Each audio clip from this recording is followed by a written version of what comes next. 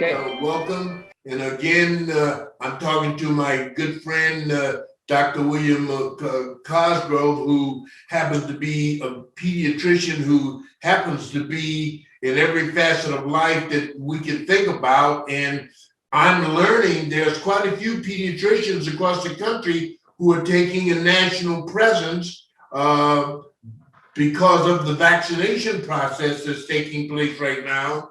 And that's interesting. And let's talk a little bit about that. I mean, because the grandmothers and the grandfathers and aunts and uncles and so forth are all concerned about the children right now and what this is going to mean to them. And the major factor, it cuts down another stumbling block in front of us in terms of getting all of the things into the herd mentality so that we can all be safe. So it's no passing it down and no passing it up kind of a situation, and that's important. Well, you mentioned that several pediatricians have sort of stepped up nationally, and part of that is to be a pediatrician, it's always about looking down the road. What we're doing for children is always about what's this going to mean to them 20 years from now. And so where, say, a surgeon can fix your hernia and just and deal with just what's happening today and fix it, a pediatrician is kind of forced by the exuberance of his patients to be looking down the road. And when you're thinking about that leads you immediately to prevention of what bad things can I make a difference of if I do something today rather than wait until it happens. And right. And so pediatricians tend to try to talk families into using car seats and seat belts and bicycle helmets and all of those kind of prevention things. But immunizations play a significant role. And there's a complacency in our community that, well, bad things aren't going to happen to me because, I didn't die yesterday, so therefore I'm not going to die today. Right. Well, that's a pretty limited way to think. And just our immunization efforts of, we know what the danger is, and it's the responsible thing to do is to prevent it for myself, for my family, for my community. And immunizations are an important way of doing that. Right. Oh, and we have our guest. I want to welcome Rulon Gardner on. This is my old buddy. We're old Wyoming chums, and welcome, my brother. How are you? I'm doing very well today. How are you doing? Oh, I'm doing really good. You look good. You look healthy and happy and all that good stuff. And you're down in southern Utah now. I am. I moved from Salt Lake City about 2 months ago to southern Utah. I got a great opportunity in my insurance business world, but also I have great opportunity to help build a great, hopefully lasting wrestling legacy here in southern Utah. So are you wrestling with the seniors down there? Well, not the seniors. I'm actually demonstrating to the high school kids, seniors in high school maybe, but I'm actually wrestling with the high school kids, junior high kids, and working on youth development, building a club that will be able to not just help one high school, because at Harriman, I coached at one high school. You can only help so many kids at the high school. And sometimes you start helping other kids and your kids look at you like you're crazy. But I'm all about, helping these kids develop to the next level and, get some truly elite wrestlers out of Utah that go to college. And then hopefully someday, like me and Kel Sanderson and, Justin Ruiz, inspired to go to the Olympics. So here you are, how many years later from the Olympics? Almost what, 20? 21 years from 21 years in September will be my actually anniversary. So 21 years after removed from winning the gold medal. I recall when we were sitting in the New Yorker having dinner, and I said you was going to go on and be a major champion, and you can. Everybody's now saying, James, you're so bright. You know so much. You know what I mean? But what is it like for you as you really jump into this high school thing with this pandemic and the COVID and all of that stuff. What is it like for you to go in with this? We've got to be active. We've got to be fit.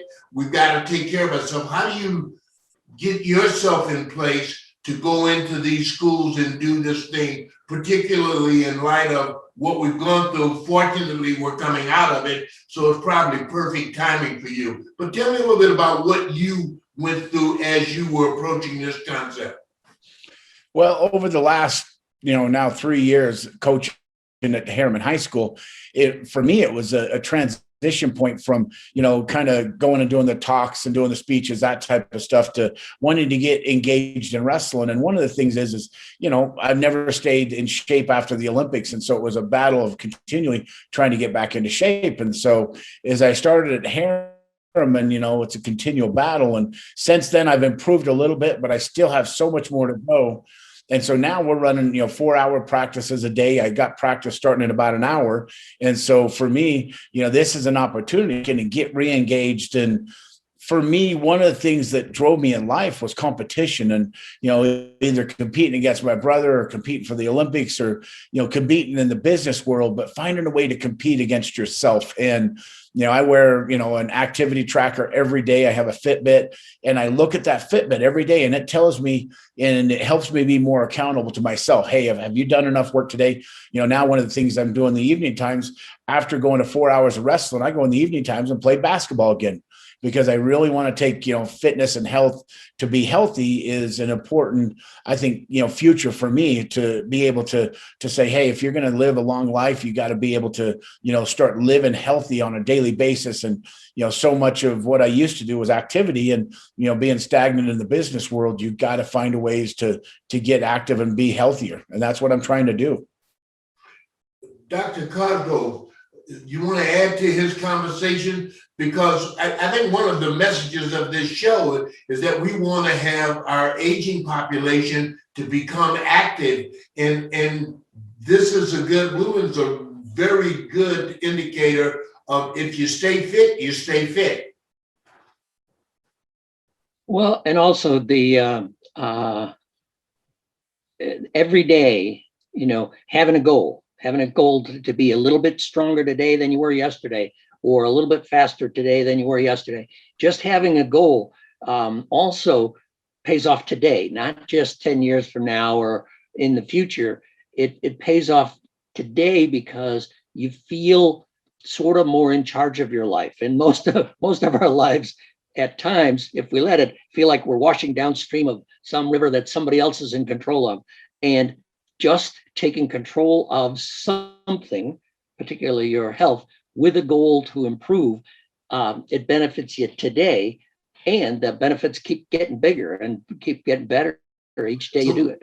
So we're never too old to set a goal, and we're never too young to set a goal, and all of those goals do become the stimulus for us being in better shape and a better state of mind and a better physical state to move us forward. Yeah. We can either decide to settle for what we got, or we can decide to make something better, make our lives better, make our families better, make that next child's life better. We have choices all the time.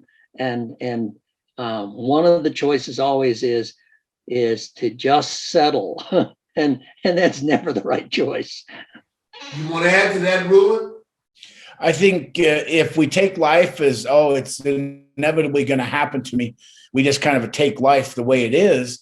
And ultimately, I think that's complacency. And I've been in that myself. And it's kind of funny because people's like, oh, you've been driven so hard and you work so hard. At certain points in our life, we have the mental and the physical and all those pieces. But just because we had it once doesn't mean it's still there. You got to keep, re-engaging and, reigniting that fire within yourself to, get to that next level of, if it's getting up and just being active, moving around the house, all the way to, running a marathon. For me, my brother keeps telling me to run a marathon with him. I'm like, let me get up and, let me get some weight off. I got 100+ pounds I need to lose, and it's got to be, one step at a time. And, it does get daunting when you look at it like, man, I just can't do it. It's just too much. And for me, it's like, all right, well, what did you do? How did you win the Olympics? You got up and you went to practice one day at a time, get up and be active one step at a time. And this afternoon, I'm going to go in and practice for 4 hours and then go from practice and probably go play basketball and just try to get engaged to where my body gets healthier. And then ultimately when it's healthier, I'll be able to move better and then move better, be able to do more exercises than I'm doing right now. Whoa. For those of you who may be just joining us, I'm talking with the great Olympian Rulon Gardner and the Olympian pediatric specialist, Dr. Bill Cosgrove. And of course, ladies and gentlemen, if you didn't know, I was an imaginary Olympian myself, So, and we're talking about fitness. You've got a big event coming up down in St. George, Rulon. What is that? Well, June 21st through 25th, I will be hosting a wrestling clinic here in St. George. And I'm going to have 3 Olympic gold medalists, Kevin Jackson, who was an Olympic champion, world champion, Steve Frazier, who was my Olympic coach. And Steve Frazier will be here. He actually helped me become my Olympic champion, but then he was also an Olympic gold medalist, and then myself. So we 3 Olympic gold medalists, and then the coach that took over my position at Harriman, Rad Martinez, he was an All-American. He fought for Bellator, MMA, great wrestler, great technician. Now he teaches MMA. And another friend of mine, Brandon Ruiz, who is a grappling world champion. And we're having this in St. George, it basically right over at the Washington County Fairgrounds. We are actually renting one of their facilities, and we have this huge, beautiful facility. We're bringing in all these great clinicians, and we're inviting all the wrestlers from around the state of Utah, but then also around the country to come in and participate, because it's so hard to get, one Olympic champion, but then to have 3 of them and then have these other great clinicians. It's just going to be truly spectacular, 21st or 25th of June, and it's going to be fun. Well, it takes a champion to attract champions, and you're respected all over the globe, and you're a good man. You got a great heart. I've known you for a lot of years, man, and I am so proud to call myself a friend. I want to stay in the loop with you on a regular basis so that the things that you're doing, we can talk about, learn about, and be about, and just send me stuff, write up articles, put them, let me post them on my webpage, because not only would it be good for us, but I think it'll be good for you, because you get a chance to reach out to a number of other people. Doctor, I want to come back to you with, we're opening up again, and it's the message is being conflicted. What is your message about us now getting back to some level of normalcy? And what should we be thinking about? And what should we be doing, in your professional opinion? Well, the immunizations have really helped us. It's given us a tool to protect ourselves and protect our families and protect our communities. But you have to realize that so far, somewhere around a half of Utah's citizens are immunized. So half aren't. So we've still got, whatever that is, 1.5 million of our fellow citizens who are vulnerable.